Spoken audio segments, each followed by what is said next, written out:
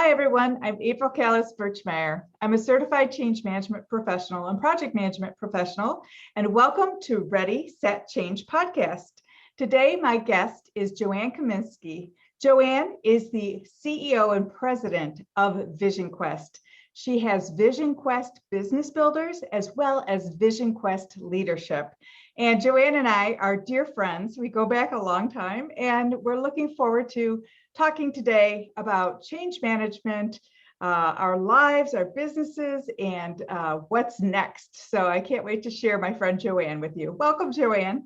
Oh, April, it's a pleasure to be here. What a great way to spend our Friday afternoon, right? Perfect. It's just perfect. So tell me, how did you kind of get to this VisionQuest Business Builders? I think this is a new field for you. You've been very involved with leadership, coaching and training and research, and now you're doing Business Builders. And can you tell me just a little bit about that change for you and what that looks like? Sure, I would be happy to. Thanks, April. Well, it is interesting because I've had my VisionQuest enterprise, if you will, for over 25 years now. And as everything ebbs and flows, so do our business focuses, or perhaps they should. It depends on, what your track is and how you've had to adapt to what's going on in the marketplace. But when I first started my VisionQuest entity, it really was about sales and leadership. And so I would do sales training and I would do leadership development. And that really ebbed into primarily leadership. And so I did have an umbrella or a division, if you will, called VisionQuest Leadership. And that was my focus for several years. And I was working in the corporate market. Well, then what happened is I up and moved to Florida, oh my gosh, from Michigan. And I anticipated a change with the marketplace, but not nearly as much as I have experienced here in Southwest Florida. And because of that change in terms of the demographics and the makeup of the business community, I knew it was important to develop a new division called VisionQuest Business Builders. And that's because my market today really addresses the needs and concerns and development issues for small business owners in Southwest Florida. And so for me, the change was very much driven by demographics and by my move from Michigan to Florida. And going from Michigan to Florida is like, the ultimate. It's the move away from the cold and move to the nice warm weather all winter long. Well, it is. And I guess in terms of thinking about change and ready, set, change, I would like to share with everyone that I did actually do research and I did legwork around the community that I was moving to and really tried to understand what I was stepping into because I knew that it would be different than what I had experienced up in Michigan in the corporate arena. I don't think I knew the extent of it actually. And what I learned through that experience was that it was really where your focuses are. In fact, I think about in terms of your ready, set, change model, when you're looking at ready, that first one is about things being relevant and relatable. And I must tell you that my VisionQuest leadership principles were not relevant and relatable to the market here. And that's because they were small. Here we have many small business owners that operate much differently than corporate markets that have training and development teams and departments. And so it really made me step back even further to say, oh my gosh, how am I going to make my business relevant and relatable to the people who are here in Southwest Florida? So I had to adapt.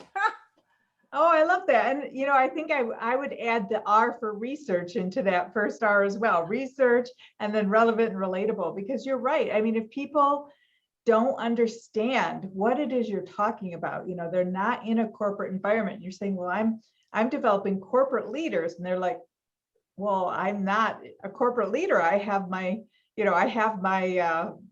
tea house, or I have my small business, I'm a massage therapist or a physical Yes, my therapist. pool maintenance company. Pool maintenance. Yeah, Yes. it's just not, it doesn't really fit well. It's not relevant. It's not relatable to them. So good for you for that, discovering that wasn't the right fit and being able to kind of change the way that you were speaking to people and making your offerings more relevant and relatable to them. That's excellent. So Well, let me and I ask you. also want to say that it because the businesses were not 500, 1,000, 2,000, 10,000 people. They didn't have that many employees. In fact, the majority of the businesses that are down here today are really quite small. They might have less than 20 people, if that, working for them. And so you can immediately see how what my services were had to be flexible to what was really happening within their businesses. And so it was really a significant change that I went through in terms of understanding what their needs would be that way. And, I'll move on to the next part of your READY model, if I may, because, the second one is about engaging leaders. And every business owner is a leader, but I don't know that they always perceive themselves in that leadership capacity. And so for me, I had to engage them as owners and really talk with them on that level and have them think about what they are doing in their businesses, how they're building their businesses, and what their immediate and long-term priorities might be. That's interesting. So when you were trying to engage with them, then were you changing sort of your own approach? Were you laying out like a path for them? How did you engage? Well, I appreciate the question, April, because yes, my own model has changed, because in the past, when I was up in Michigan working in the corporate markets, I was working with groups of people in classrooms and workshops, and then coaching them as sort of an add-on to the learning that they were experiencing in my sessions. And now today, I'm really much more about coaching as opposed to doing workshops and whatnot. Because as I said, with these smaller companies, they're not pulling their teams into some sort of a learning environment, but you're doing things much more individually. And so for my business, it has become much more coaching oriented as opposed to workshops and facilitation and things like that. The other thing that has really taken on a very important priority for us has to do with the strategic nature of what business owners need. Because you're a small business owner, April, so you understand this as well. But, business owners sometimes operate on a day-to-day basis. They're not always strategically planning ahead, and they don't take time to sit in strategy meetings like you might do in corporate America, or have retreats where you're talking about what's coming down the pike in the next year to 3 years to 5 years. And so, but yet strategy is really important for them. And so that has been an important focus with my clients today, is to really help teach them strategic thinking, strategic positioning in order to build their businesses. But it's done more on a one-on-one basis, as opposed to being in a room with a group of leaders or department heads or whatever the makeup of those groups were for me in corporate America up in Michigan. And so that is definitely a different focus that I have in the business today.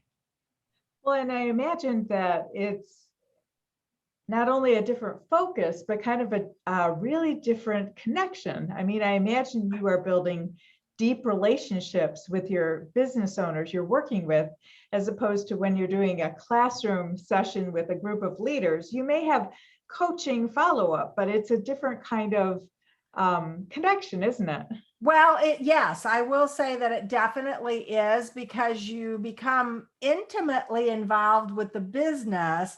Not that you weren't involved with the larger businesses, But when you're dealing with somebody's very own business and you're looking at their numbers, it's a whole different level of numbers in many circumstances.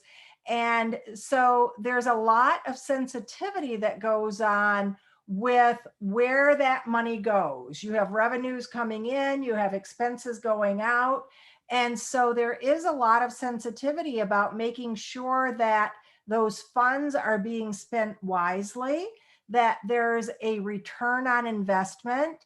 And I don't want to suggest that that's not the same in corporate America, but it is different when you're working with people who own their own companies, because that sensitivity is much higher, the risk is much higher, and so the decisions are sometimes harder for those small business owners to make, because as we all know, we might have 5 or 10 different options that we can pursue. We want to make sure that we pick the 2 or 3 options that are going to, in fact, do what we hope to do.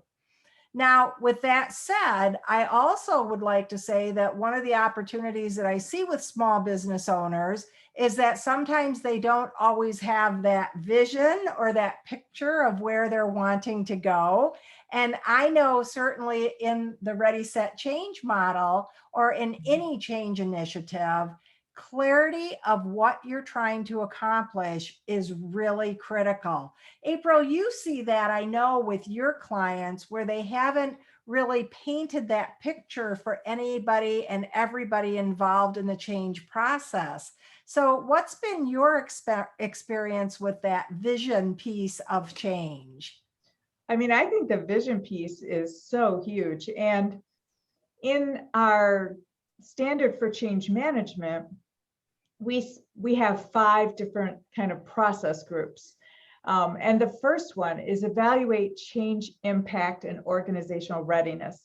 And that is the place where we really develop that vision. So we look at the business case for change, we look at the research, we examine a lot of different pieces and components about the organization, organizational history of change and experience, because some organizations have had successful change, but many have had failed change. And so that really kind of changes the way they perceive any change initiative coming toward them. And after kind of looking at all these pieces holistically, and we have about 15 to 20 tools that we use to do different types of assessments, then we're able to say, here's the vision. And the vision of the change is a combination, I think. It's a combination of the future state, right? Yes. We have people where they currently are, and then we have the vision is the future state, where we want to be. But it's also describing in that future state the benefit of the change. And if there is no benefit of the change, we should not be doing the change. If we can't figure out what the benefit is, how is anybody else supposed to know what the benefit is? And so I think that's a really important piece, to take the time to figure out what's the benefit of the change and what's that vision look like. And so that's why I love the name of your company, VisionQuest, because Yes. it's so key. It's really the place where then you can develop those relevant, relatable messages and stories once that vision is established. Well, and a couple things are triggered by our conversation here. One of them throws me over to my Guarantee Your Success program, which is very strategically driven for small business owners. And we talk about their desired state. So when you're talking about the future state, it's in similar context to both of those ideas. Because I also say that if people don't understand what their desired outcomes are and why it's important, they won't be able to pursue it with vim and vigor, right? Because they just don't understand why it's so important. And so we certainly align in some of those principles with the work that we're doing. And I think that that's critical. But now here's the other thing that triggers for me in what you're saying, because you talk about the business case and 20 different tools and resources for looking at change effectively. And a couple of things. Number one, small business owners don't always have the time or inclination to use the tools, even though we both Right. know how important the use of those tools are. But I think even more importantly is, boy, when we were thrown into the pandemic 18 months ago, change occurred rapidly. And so I'm just curious as to how you counseled and advised clients in the rapid changing world of the pandemic, when we just saw things needing to be different tomorrow. And so they didn't really have that luxury to say, where are we going? What are we doing? So what kind of advice would you give people based on those parameters? Well, I think it's interesting. So I do mention, like, there's all these different types of assessments and tools you can do, but the one thing that I appreciate about the standard for change management is the fact that it is methodology agnostic, right? We do not promote a methodology. So there are many different types of methodologies. Some have a lot of tools. I know a methodology that's very popular in the change management world, and it has probably 120 tools, which makes me anxious. Like, I'm sure Yeah. I can never use 120 tools. I decided to go in a different direction when I did Ready, Set, Change, because I wanted to have 5 things you could do. Here's 5 things. If you do these 5 things, your change will be much better. You will be successful. People will adopt that change. So, and with regard to the pandemic, because it was such an unplanned change, I mean, it's an interesting concept, right? Like, when we're looking at the change curve, we're in the current state and suddenly a change is implemented. And when that change is implemented, it puts us immediately into a transition mode. And that transition mode is very stressful to people. What happened with the pandemic, because it was such an unplanned change, there was that immediate change implemented and then that transition. And because there was no vision of the future state, people just kept kind of saying, well, maybe we'll get back to the current state someday, we hope. Oh, and I still right. don't think we'll be there. But without that vision of the current state, it takes people a really long time to move through the change curve, to deal with that loss, to deal with the uncertainty and the confusion and the fear, and to kind of get out of that valley of despair, if you will, which is what we get stuck into when we don't have a clear vision of the future state. So as people were trying to dig out, I could see that many businesses were trying to set sort of interim future state goals, right? Like, we don't know what this is going to be like, but let's figure out how to let everyone work remotely now. That's our future state. We're all going to be remote, right? And Right. so for a lot of organizations, I mean, I was shocked at how many, but for a lot of organizations that I had worked with, even, not everybody had a laptop. I mean, they didn't even have the Right. tools to work remotely. Right. You know, everybody had Right. desktops. So you can't take your desktop home with you necessarily. And, you know, so there was so much to do in terms of sort of those tactical components, while trying to figure out, you know, strategically, what's the long-term vision look like? We're still not quite sure. Oh, But I think that the best that companies could do during that time was to try to set some of those interim visions in place, so we could say, okay, we're going to get everybody remote with all the tools they need. Okay, now we're going to try to get everybody back into the office, you know, with their comfort levels. And so just focusing on what we can see, as opposed to just, you know, going through blindly trying to thrash through that transition. I think that was about the best anybody could do. well, and I know if I go back to March of 2020, when everything did start shutting down and everything was changing, you know, at unprecedented rates, I myself went and started offering these crisis leadership intervention programs, because our small business owners did have to step up to the plate, and they had to think about different things that were impacting the success of their businesses. And so, yes, the vision piece was very important, and the strategic approach to what's coming next was important. But then we also looked at things like emotional intelligence and things that were going on internally with people and what their natural responses might be to what was happening. And some of those natural responses, of course, are more positive than others. But you really, the more that the business owners understood that, the more they were able to deal with that with their employees and with their plans for what they were going to be doing differently.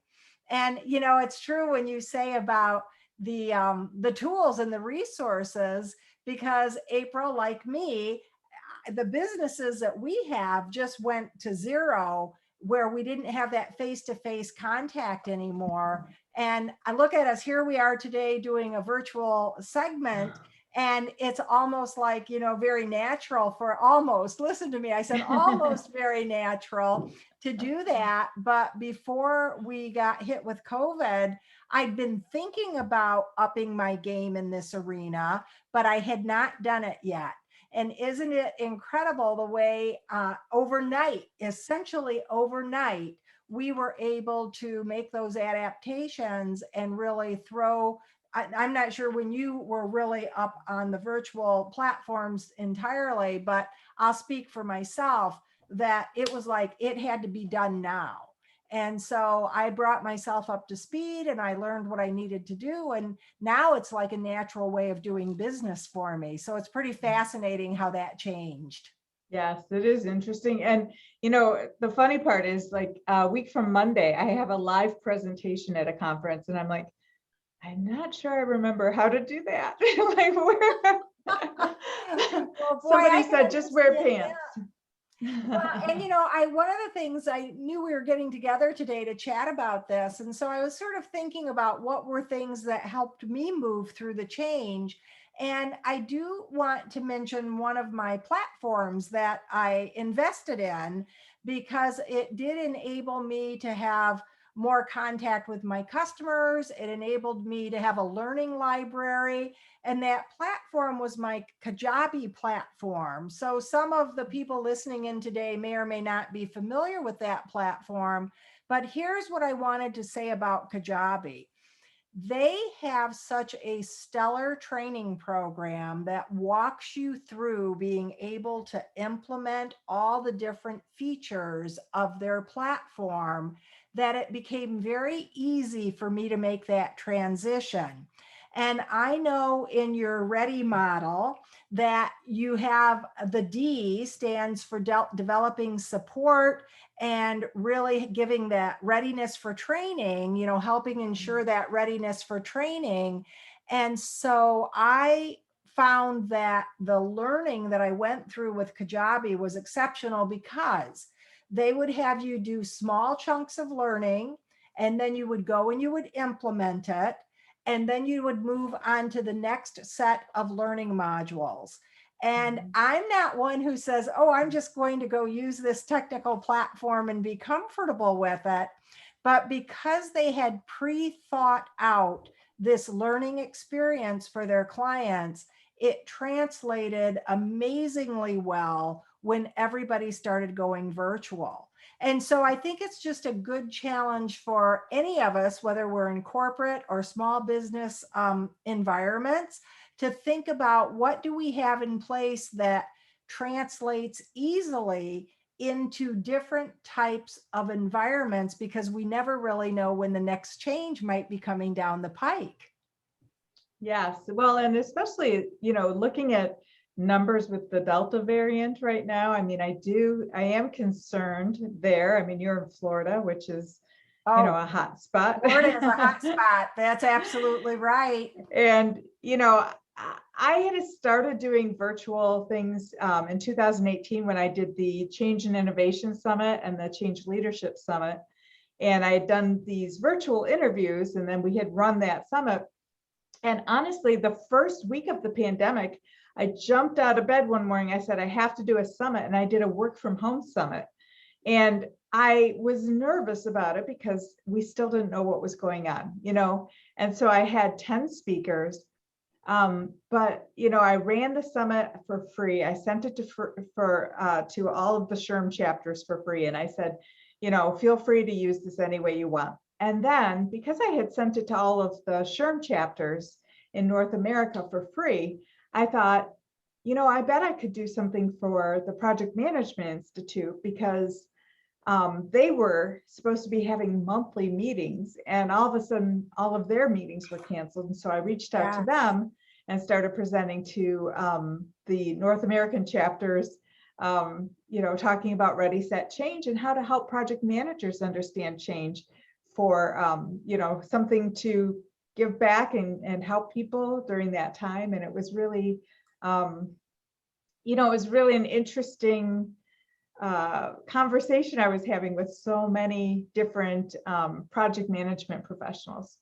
Yeah, well, I certainly understand. And I guess too, I'd like to say how for many, not just you and me, but it really was about embracing the opportunity to learn new things, try on new ways of doing something, really to stretch ourselves in ways that we hadn't ever been stretched. And yet, here's what's also fascinating is because that stretching is continuing today, because you had mentioned the return to work situation that many companies are finding themselves in right now. And that has become a whole implementation initiative that companies are having to navigate, just like we had to navigate things 18 months ago, because now there's different responses to having to return to work. Companies are putting into place programs to address the different challenges that are going to be presenting themselves as everybody starts coming back into their familiar but unfamiliar spaces. And they really have to think about things like, comfort levels and what kind of conflict might ensue, because people have been used to being on their own and now they're coming back together as teams. And so I think that those companies who are being very proactive about it will have a good transition, but not all companies are that proactive about it. Right. And there's that resistance factor also, right? Anytime we have a change, we will have resistance, and it's just a fact of life. It's natural, it's inevitable. And there's not a magic pill, there's not a magic wand that will make resistance go away. One of the main things that we can do to help with resistance is to go back to the why of the change. Is like, why are we making this change? We had to do the remote work because of the why of the pandemic, right? To keep people safe, to stop the spread. And then we're going back into the offices. Why? Why? Because we know that we missed that collaboration and that, collegial feel, the enjoyment of being together, working together, brainstorming, and just kind of firing up your creativity. And so I think it'll be interesting to see, how people are, incorporating the different desires and needs now about working at the office and, versus working remotely. And I know there's a lot of parents who are really looking forward to going back to the office because it's difficult to parent and work at the same time. But there are many also who like to be able to fix lunch for their kids and get back on meetings, so well, there's a lot to do. Back to the office or back to school, either one, I guess, what we could be looking at here. But just as you're saying it, April, it does make me think about how you talk about advancing communication in your book, because this whole experience has provided organizations just a wonderful training ground to really evaluate their communication, their strategies around communication, how do they advocate for different ideas and whether that be good or bad. There's just so much opportunity for the collaboration piece that you just mentioned. And it really, everything we do is so steeped in communication. And yet sometimes we don't do it to the best of our abilities. And so there are all different types of learning opportunities that every single one of these environmental situations provide for us. And even you're mentioning the Delta variant. I will say, I feel that for me and my clients, I'm saying get ready, because we're going to have to either return to being a little bit more locked down. We're going to go back to some mask wearing. Certainly here in Florida, there's a lot of talk about that. And so we're not out of the woods yet. And so it is about how will we be flexible to deal with whatever we're going to need to do with these numbers that are starting to skyrocket again. And, how are we going to handle this once again? Right. Well, you know, the Delta is the symbol of change. So I know, isn't that, how did they name it the Delta variant? And then I must say, when I kept seeing that initially, because I'm a Delta flyer, I have Sky Miles member, my mind always goes to Delta Airlines, and I'm sure Delta has had many, I don't know if it's sleepless nights, but they may have had some angst about this Delta variant and their Delta Airlines, because I think there's been a lot of confusion about that. that's funny. So, That's funny. but yes, it is interesting because Delta is the symbol for change. That's good, April. Well, I figure that there's a reason that we've all been changing so much. So here Yes. comes more. Yes. Here Oh comes my more. goodness. I'll tell Well, you. Joanne, it has just been fantastic talking with you about this, because I just think we have, as you said, learned many things, learned many lessons. And I think that we've also kind of come back to some, to find that some things that we had talked about maybe theoretically, when put into practice, yes, that actually is very helpful. And when not practiced, wow, you really see it. And I see that with, like, at the beginning of the pandemic, especially in terms of communication, not communicating clearly and consistently at the very beginning, I think caused just a lot of extra stress and fear and uncertainty. And that's just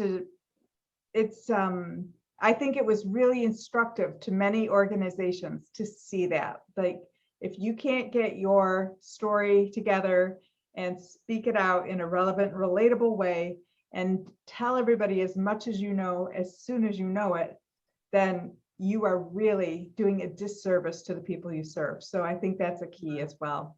Yes. So Well, and I love that whole concept of story. And we haven't talked a whole lot about that today. We'll have to save that for another podcast, April. But boy, those stories just are powerful. And in fact, I'll just throw back to your book if I can here, because your book is based on a story of one's experience of going through a change situation in their business. And the story is a powerful avenue for getting things done the way that we want them to be done. So yeah, great. Yeah, thank you. Well, Joanne, it's been great talking with you.